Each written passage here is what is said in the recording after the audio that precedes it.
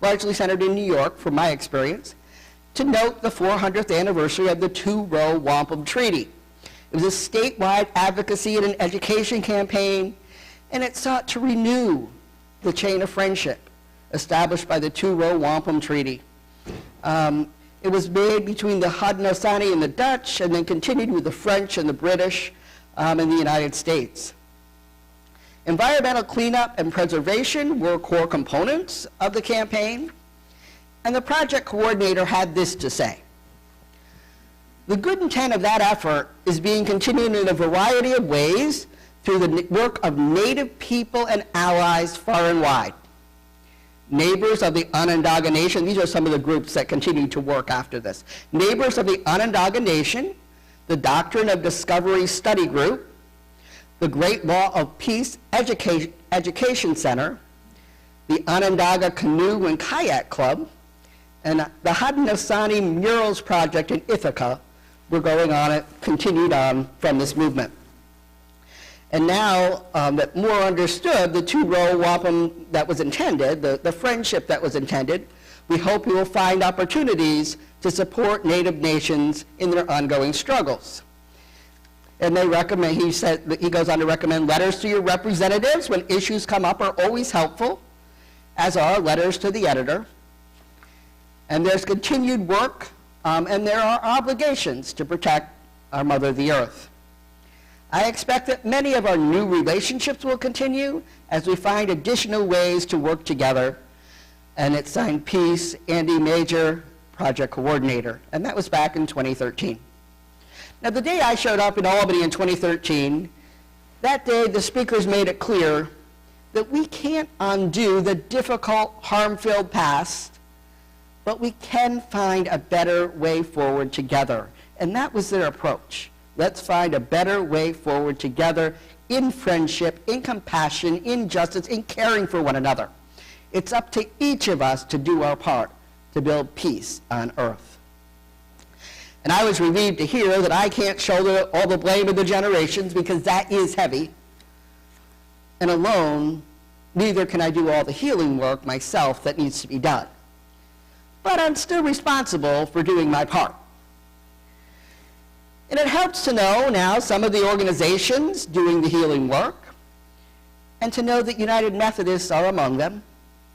In my experience out in the Four Corners, I saw were daycare centers, which is good economically for the mothers and for the families, and also good for the children if they're education, nursery schools.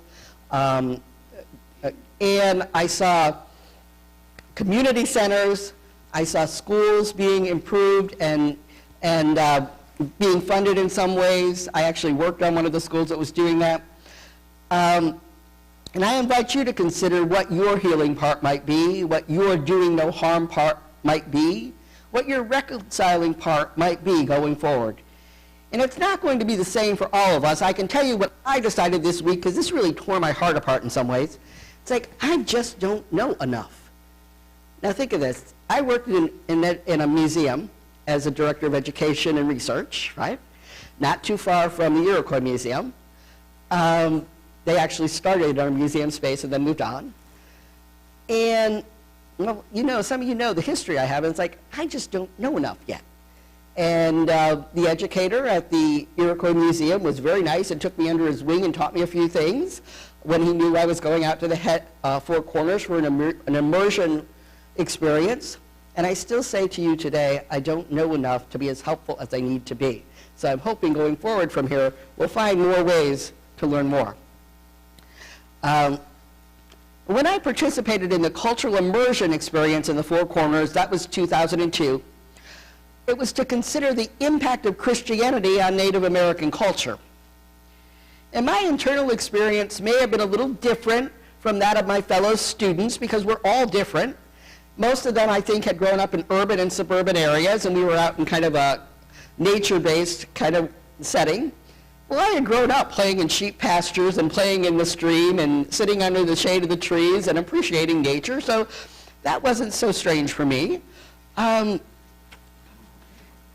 I was familiar with some native plants that were used for medicine, and I was accustomed to getting up early and feeling the morning air watching the sunrise, and giving thanks for another day full of potential. That was just part of the rhythm of how I lived.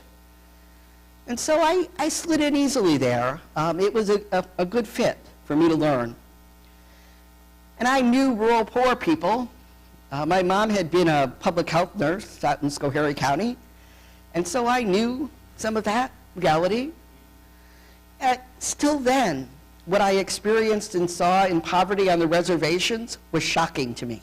Shocking, okay? It was just a whole other level. And I grew up and always continued to care less about folks' bank accounts, and if their relatives showed up in big pictures in history books. I cared more about character and kind words and goodwill and friendly smiles.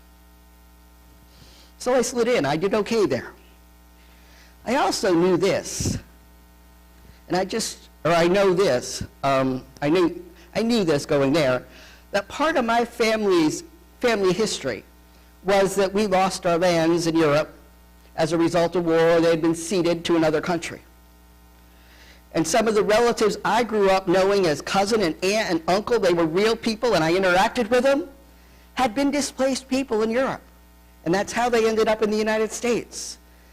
So I listened with compassion as I heard about the struggles of the people and the broken hearts, right? And friends, if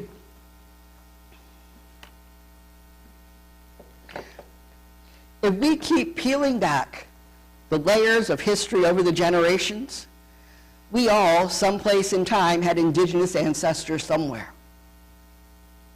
And I live each day with a sense of